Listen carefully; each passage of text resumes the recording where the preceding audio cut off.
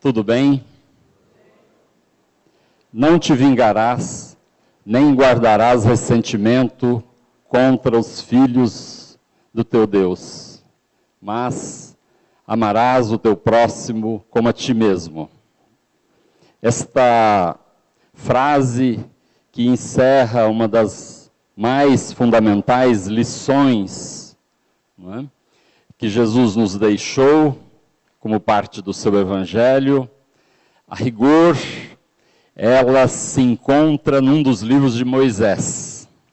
Era um dos ensinamentos complementares da lei. Ensinamento a que Jesus recorria muitas vezes. Em vários diálogos, ele teve oportunidade de fazer recordar este ensinamento do amor ao próximo. Um doutor da lei, aproximando-se dele certa vez, indagou sobre o que fazer para ganhar o reino dos céus.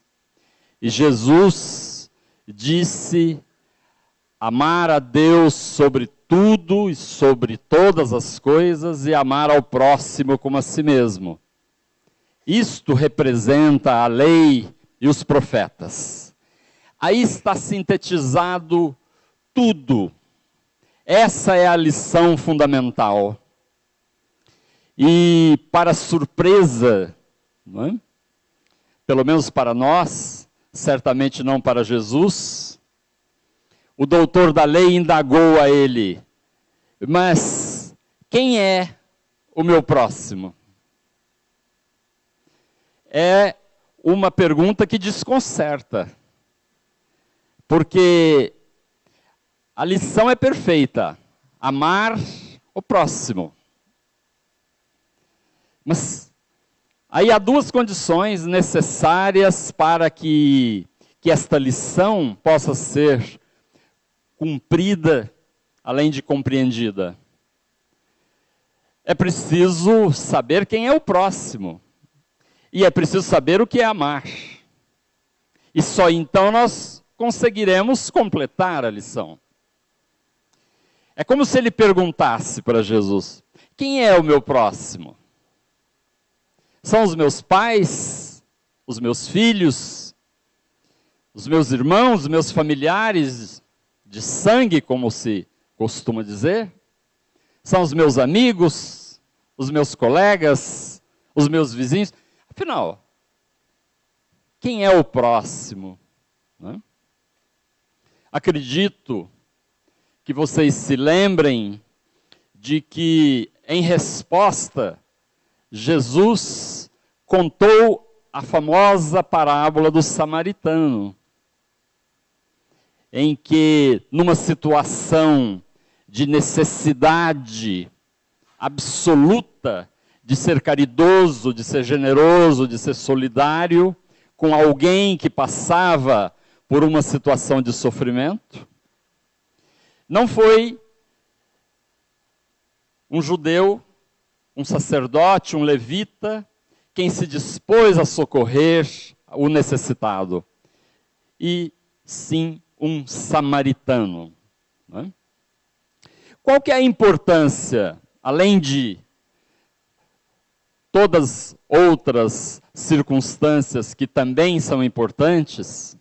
A importância dessa parábola tem a ver com algo que é da história da Palestina, que é a grande rixa, a grande rivalidade que havia entre judeus e palestinos.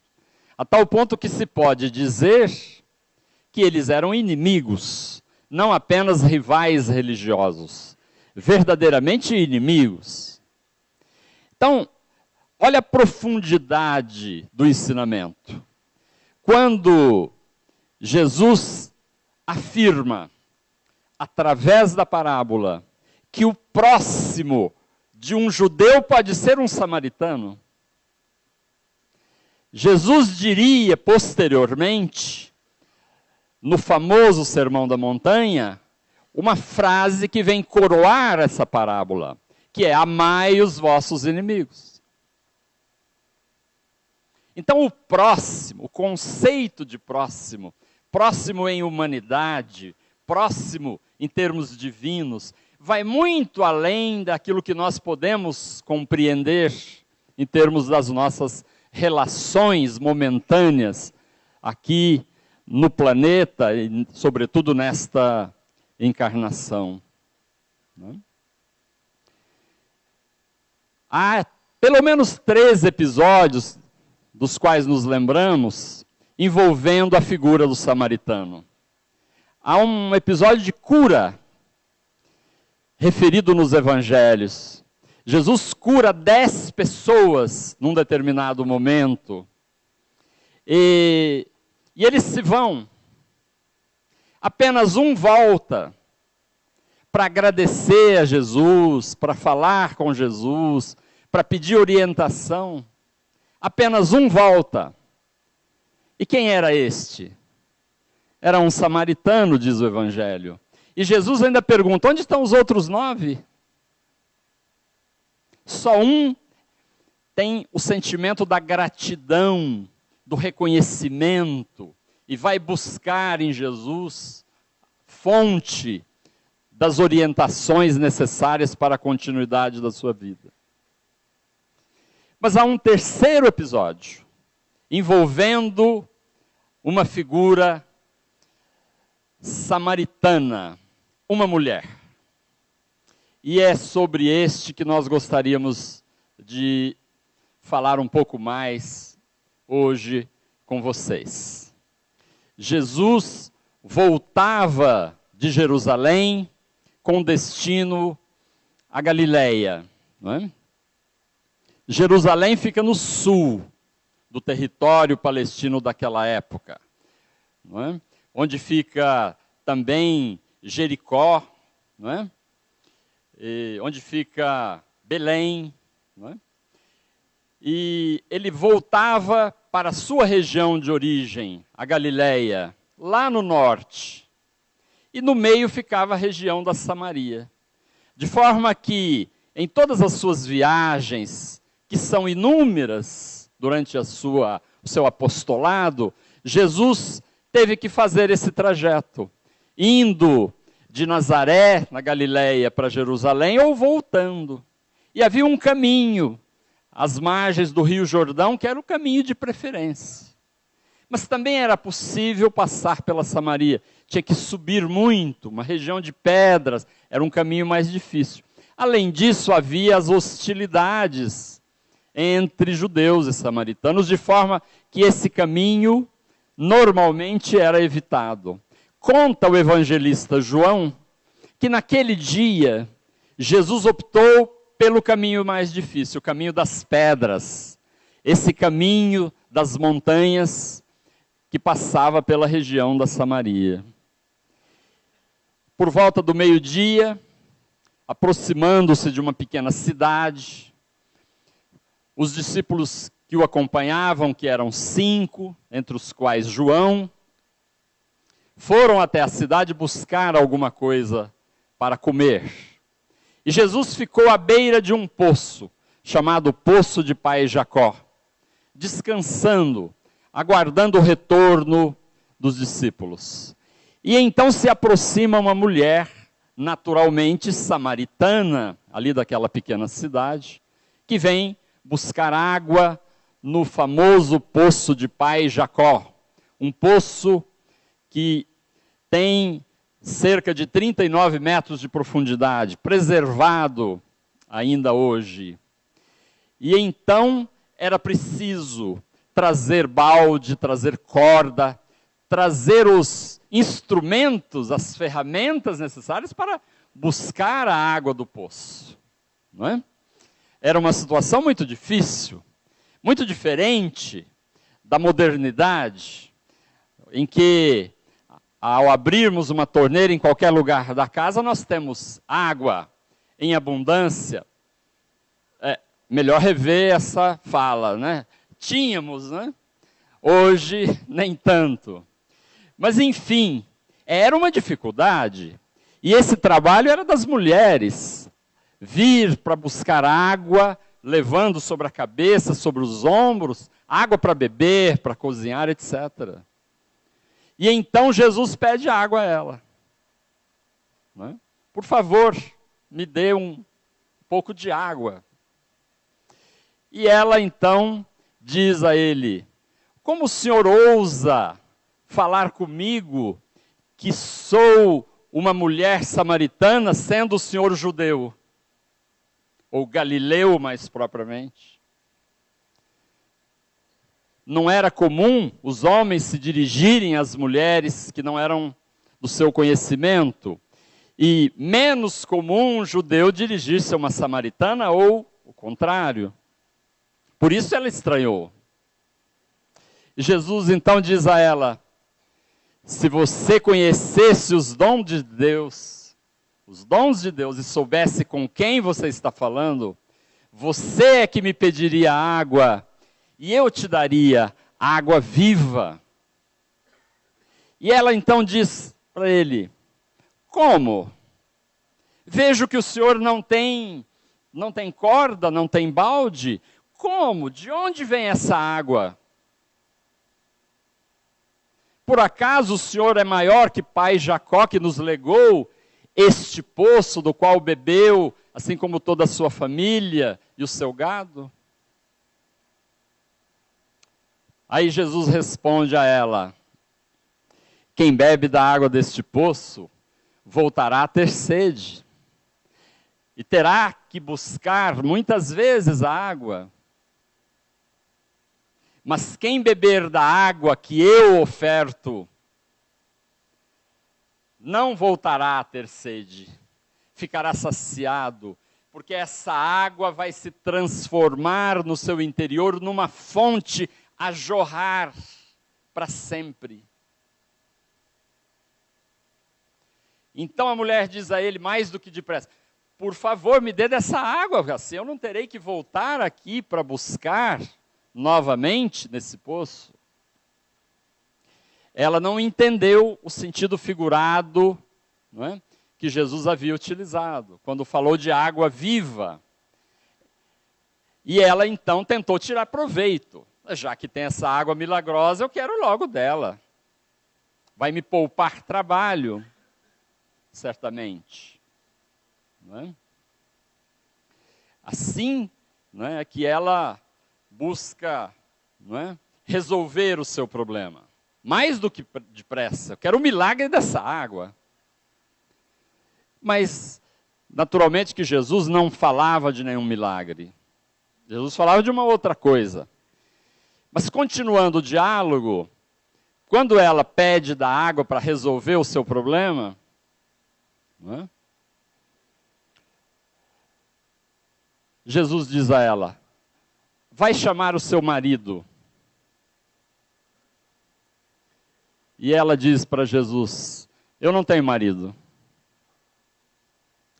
Então Jesus diz: é verdade, você não tem marido, porque você já teve 5 e o atual, o 6º, também não é seu marido de verdade. Aí ela se assustou. Quem é esse que sabe assim da minha vida? Tantas verdades da minha vida, né?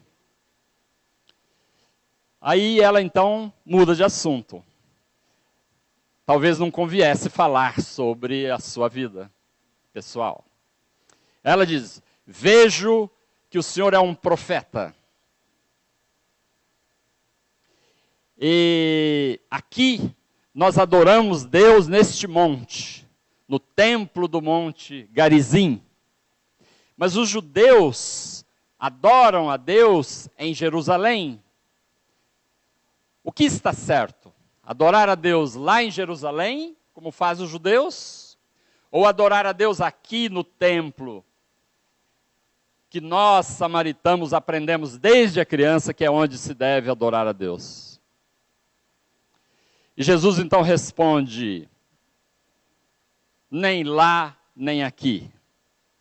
Na verdade, como Deus é Espírito, deve-se verdadeiramente adorar Deus no coração. Não é lá, não é na parte externa, não é no templo, é no interior, é no coração, é em espírito, verdadeiramente. E então, ela diz para Jesus: virá o enviado chamado Cristo, e ele irá nos ensinar todas essas coisas. E Jesus, encerrando o diálogo com ela, diz: sou eu. Eu sou o Cristo. Eu sou o enviado.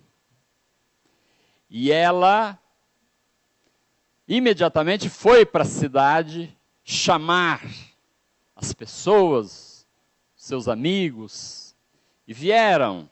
E enquanto isso, os discípulos voltaram. Trouxeram alguma coisa para comer e ofereceram a Jesus. E Jesus disse: não, mas como? O senhor precisa comer, não é?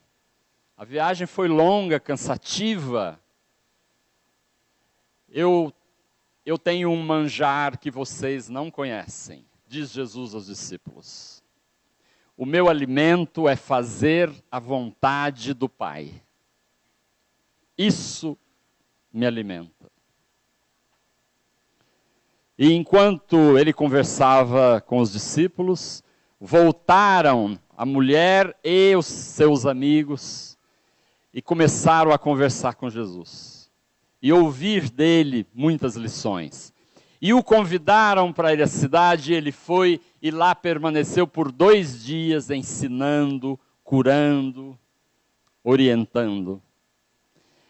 Essa é, de todas as experiências de Jesus, uma das marcantes do Evangelho. Jesus entre os inimigos, entre aspas, entre os samaritanos, não é? Para levar o Evangelho, que não era destinado apenas a uma determinada classe, uma determinada nacionalidade ou uma região. O Evangelho era para ser levado a todos indistintamente, e é assim que ele o faz.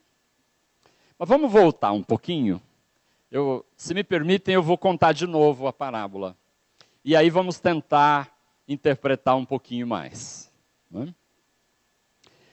Quando Jesus se refere à água viva e a samaritana estranha, não é? E ele então diz: é uma água que é capaz de saciar para sempre a sede. Ao contrário da água do poço. Então nós temos aí uma oposição muito clara. A água do poço, a água material, e uma outra água, que ele chama de água viva, no sentido espiritual. A água, ela é utilizada para saciar a nossa sede. Mas essa sede não se sacia nunca. Nós estamos sempre voltando e procurando a água como necessidade física, biológica, né, do nosso organismo. Mas, tentando ver isso um pouco mais metaforicamente, nós temos uma sede insaciável. A água do poço pode representar os nossos interesses e as nossas conveniências materiais. Nós usamos a palavra sede para muitas coisas, não apenas para a água. Nós falamos em sede de poder, sede de riqueza, sede de fama, sede de vingança, inclusive, não é? Então, essa água material que caracteriza a nossa busca, que é uma busca insaciável, a sede pelas conveniências materiais. A nossa sociedade se caracteriza hoje muito pelo materialismo. Parece que quanto mais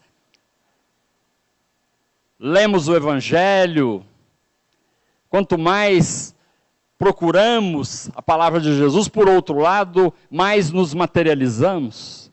Vivemos momentos em que o grande templo da humanidade passa a ser o shopping, em que a grande realização é a compra, é o consumismo desvairado, que é preciso ter e ter, é preciso possuir coisas, é preciso ostentar na aparência aquilo que nós possuímos, muitas vezes em substituição àquilo que de fato nós somos no nosso interior, aquilo que de fato é o nosso tesouro, que é a nossa essência como espírito, que é a nossa riqueza, que é a nossa capacidade de trabalho, a nossa dignidade, a nossa honestidade, a nossa disposição para uma vida ética, para uma vida de generosidade. Parecemos estar iludidos, como se fôssemos crianças que querem a cada momento um brinquedo. Na questão número 922, em que Allan Kardec questiona sobre o sentido de felicidade, um conceito de felicidade para todas as pessoas, os espíritos respondem: no plano material é a posse do necessário. Isso é felicidade. Ter o que é necessário. No plano espiritual é consciência tranquila, paz interior e fé no futuro. No plano moral e espiritual, fé, paz, não é? Consciência tranquila. Esses são os ingredientes da felicidade. Mas Allan Kardec, com aquela curiosidade que o caracteriza para explorar de fato as lições, diz assim: mas o homem muitas vezes não cria necessidades artificiais que o tornam infelizes? Sim, concordam os espíritos, sim. A infelicidade é muitas vezes fruto exatamente dessa criação de necessidades que a rigor não são necessárias, não é? Com o perdão do trocadilho. São necessidades desnecessárias, são supérfluas, mas que nos seduzem, e nós corremos atrás disso o tempo todo. Rico é aquele que se satisfaz com o que tem. Essa é uma definição de Allan Kardec. Não é? Aquele que se satisfaz com o que tem, esse é rico. Esse é pleno. Ele soube controlar a busca ambiciosa e incessante de novas necessidades. Ele soube aplacar a sua ambição. E ele então é capaz de perceber que com aquilo que tem, seja lá qual for o nível daquilo que tem, não é suficiente para que ele possa viver bem. Voltar-se, portanto, para a vivência daquilo que se tem. Uma vez eu vi num filme uma frase sobre isso, da qual nunca me esqueci, em que alguém pergunta: o que você quer para ser feliz? Eu tenho uma varinha mágica. Eu sou capaz de te dar o que você quiser. O que você quer para ser feliz? E ele então respondeu: eu quero aprender a ser feliz com o que eu tenho. Eu quero aprender a ser feliz com o que eu tenho. A felicidade está à minha volta. A felicidade está na minha família.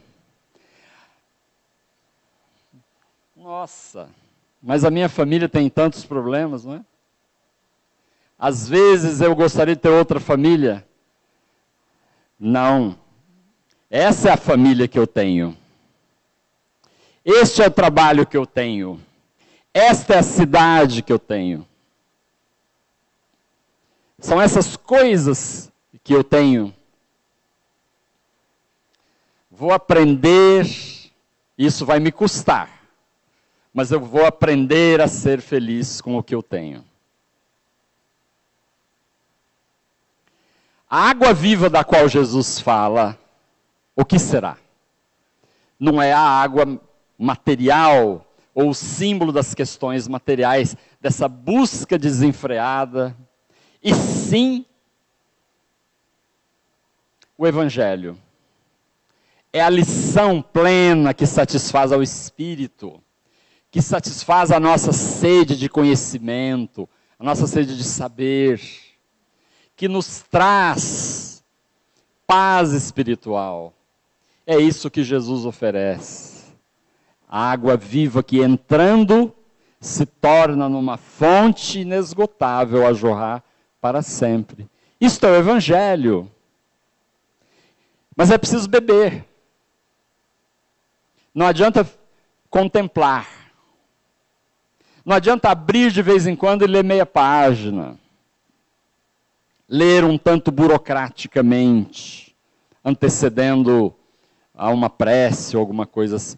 É preciso ler, penetrar, né? Para que o Evangelho possa penetrar em nós. E aí se multiplicar nas nossas ações, nos nossos pensamentos, nas nossas palavras, nas nossas posturas. Essa é a água viva, né, que vai ser complementada no final da lição, quando Jesus diz aos discípulos: eu tenho um outro manjar, um manjar que vocês não conhecem. Tem uma outra comida, uma comida que sacia a fome.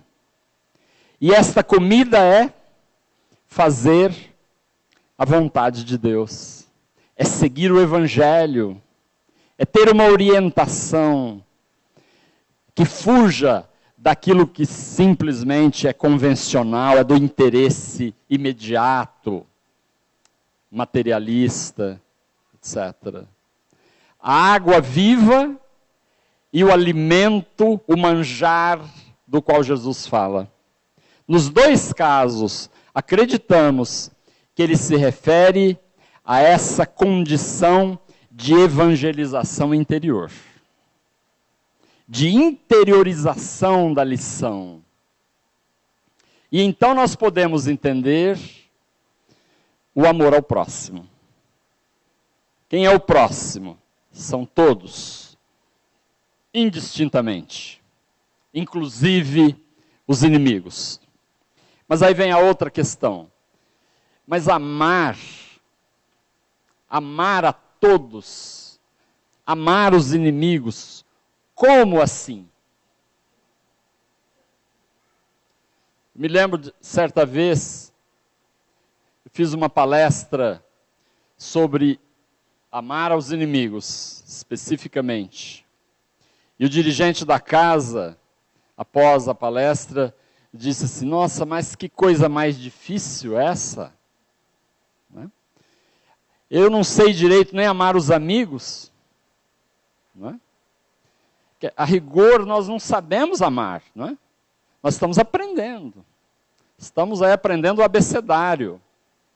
Né? Mas o que é amar?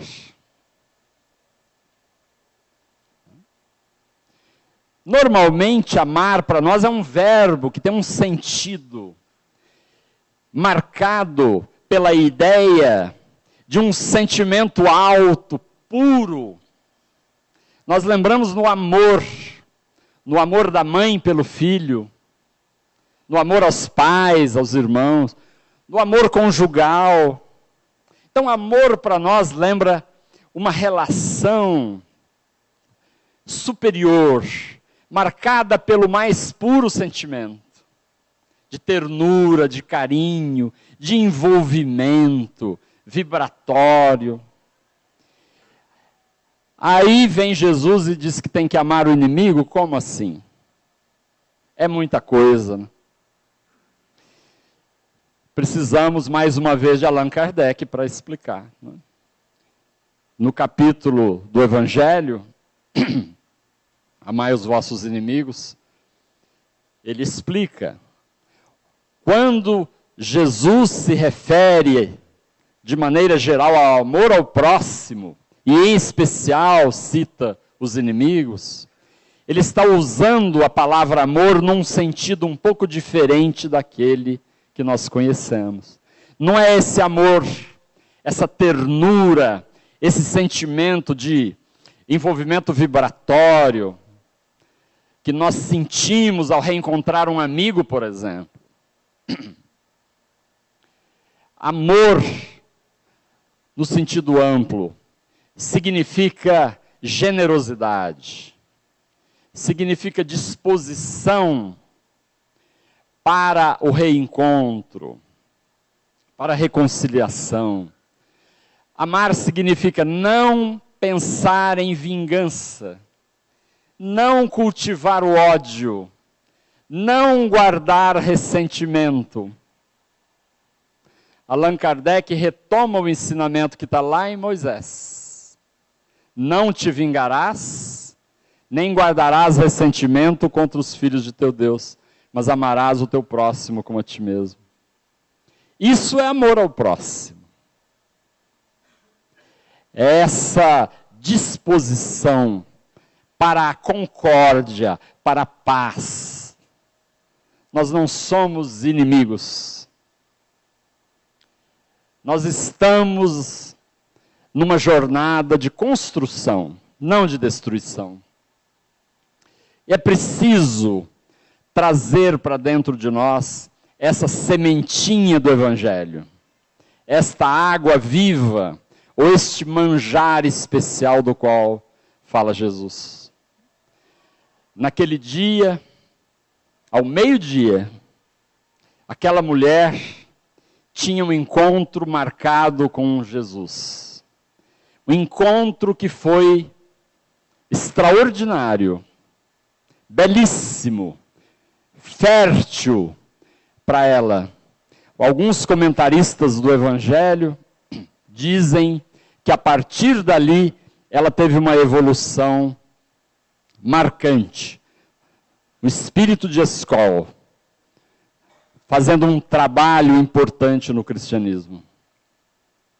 Mas nós poderíamos dizer que todos nós temos um encontro marcado com Jesus. Todos nós podemos, em algum momento, em que estamos buscando a água do poço, a água material, que tenta aplacar uma sede que é insaciável, podemos nos deparar com Jesus, nos acenando com uma outra água, a água viva do Evangelho, espiritualizada, que vai nos saciar uma outra sede, e que vai nos dar condições para nos tornarmos uma fonte a jorrar para sempre. Que Jesus nos abençoe e nos dê o discernimento para que na nossa vida, no nosso cotidiano, nós possamos nos lembrar dessa água viva. Muito obrigado.